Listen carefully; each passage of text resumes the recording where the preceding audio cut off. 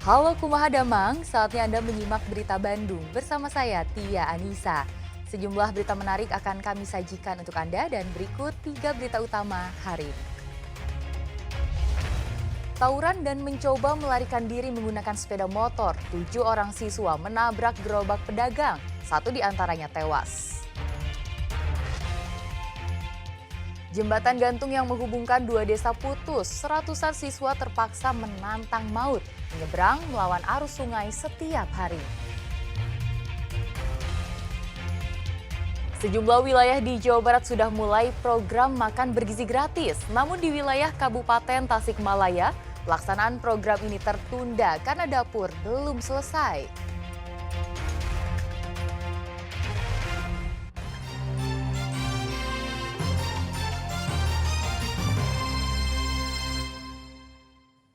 Kita ke informasi pertama. Motor yang dikendarai seorang remaja tiba-tiba terbakar di kawasan Cileungsi, Kabupaten Bogor, Senin malam. Melihat motornya dilahap api, sang remaja panik hingga pingsan.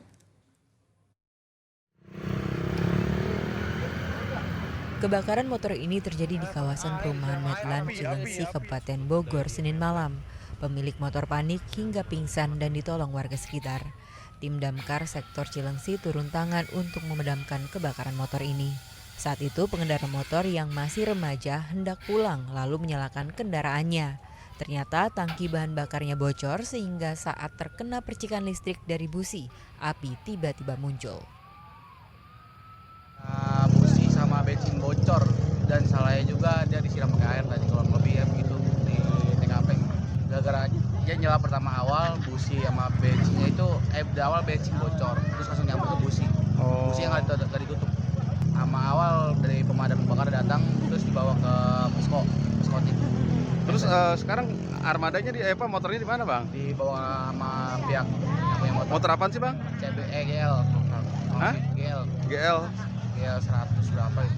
Itu apa lagi nongkrong di sini apa lagi gimana? Nongkrong mau pulang baru nyala sekali loh. Meski tak ada korban jiwa dalam peristiwa ini, kerugian dari kebakaran motor hingga puluhan juta rupiah. Asep Solihin melaporkan dari Kabupaten Bogor. 1 pelajar tewas, sementara 6 lainnya terluka setelah menabrak warung dan gerobak warga di Desa Megucilik, Cirebon. Peristiwa itu berawal dari saling kejar dan serang antara 2 kelompok pelajar dari sekolah berbeda pada Selasa siang. Berdarah-darah hingga tak sadarkan diri, seorang pelajar tergeletak di jalan Desa Megucilik, Kecamatan Weru, Kabupaten Cirebon, Selasa siang. Tak sendiri, 6 pelajar lain juga terluka dan tergeletak di pinggir jalan dan rumah warga. Peristiwa ini berawal dari saling serang dan kejar-kejaran antara pengguna motor dengan kecepatan tinggi. Saat itu salah satu pelajar menyerang dengan sabuk, lalu 2 motor yang beriringan oleng hingga menabrak gerobak dan warung warga hingga rusak. Terus dari sana motor 2 ada kejaran, terus dia udah ada ke sini, jotosan gitu pukulan gitu. Nah, terus udah sampai sini motor sama setirnya tuh gancet, terus nabrak ini. Jadi ada bentrokan setir motor sama setir motor akhirnya. Dan dari sini udah kalau udah gancet motor kan susah udah kendalinya. Jadi jatuh sini nabrak gerobak koci saya. Oh, ada gerobak koci tadi. Iya. Sampai hancur. Itu dari sekolah mana sih, Pak? Musyawirin sama Nusantara. Ternyata masing-masing motor mengangkut 3 dan 4 pelajar sekaligus. Ke-7 pelajar itu dibawa ke rumah sakit untuk perawatan medis. Namun 1 pelajar yang kritis akhirnya meninggal dunia. Petugas mendalami penyebab pasti keributan antara 2 kelompok pelajar dari berbeda sekolah. Nah, kita akan melakukan penyelidikan apa sih penyebabnya. Gitu. Ada berapa motor yang terlibat dan berapa orang? Ya, jadi sementara terjadi ada 2 motor. Nah, cuma yang motor 1 ini boncengan 3 dan yang 1 boncengan 4. Mereka ini pelajar Pak Kapolsek? Ya, diduga anak pelajar. Masih berseragam anak ya pelajar, mau kita dalamin dulu data-datanya ya. Mohon waktu ya. Ini saya mau ngecek lagi. Mohon waktunya, nanti data kita kasih. 2 sepeda motor yang ditumpangi ke-7 pelajar kini disimpan di Mapolsek Weru. Keterangan dari saksi dan pelaku masih dikumpulkan. Maruli Habibi melaporkan dari Kabupaten Cirebon. Ratusan pelajar di 2 desa di Kabupaten Sukabumi terpaksa menyeberang sungai ketika pergi dan pulang sekolah karena jembatan gantung yang sebelumnya ada putus akhir tahun lalu akibat banjir bandang. Mereka terpaksa menyeberangi sungai meski dihantui kecemasan sewaktu-waktu air sungai bisa meluap.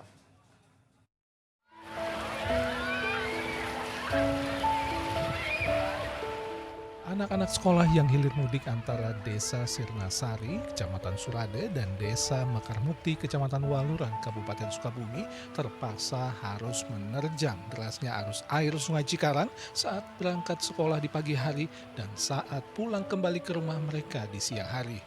Kondisi ini terjadi setelah jembatan gantung sepanjang 40 meter yang menghubungkan 2 desa ini putus pada tanggal 5 Desember 2024 lalu. Warga dan anak sekolah terpaksa harus menantang arus, bahkan bertaruh nyawa setiap hari.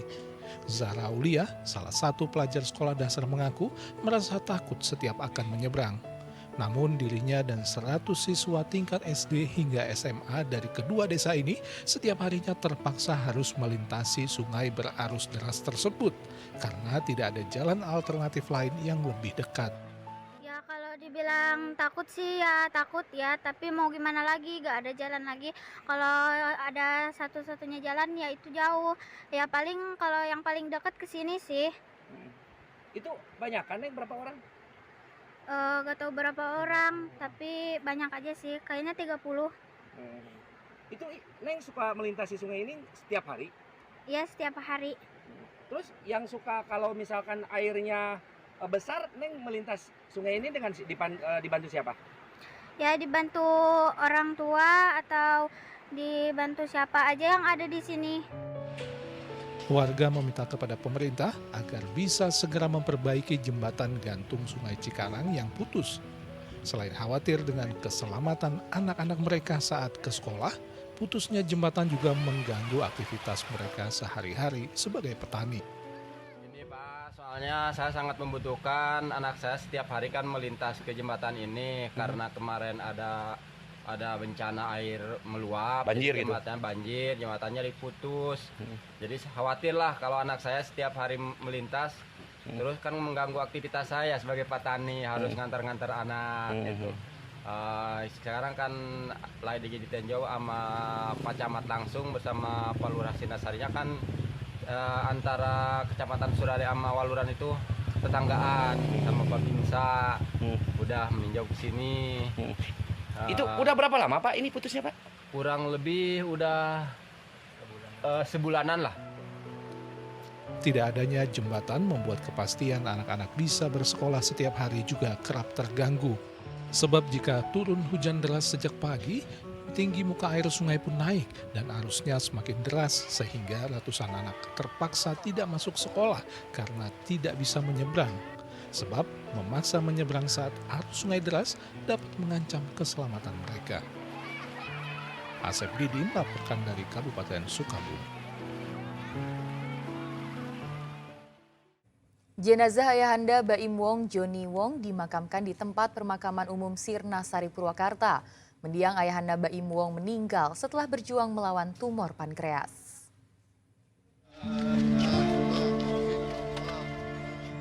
Selasa sore, jenazah ayahanda dari publik figur Baim Wong tiba di tempat pemakaman umum Sirnasari Munjul, Purwakarta. Prosesi pemakaman jenazah Joni Wong alias Joni Jailani berlangsung hikmat. Artis 43 tahun itu ikut mengantarkan jenazah ayahanda ke liang lahat. Proses pemakaman ditutup dengan tabur bunga dan doa bersama. Baim menyampaikan terima kasih kepada keluarga dan teman serta warga yang ikut dalam memakamkan ayahnya.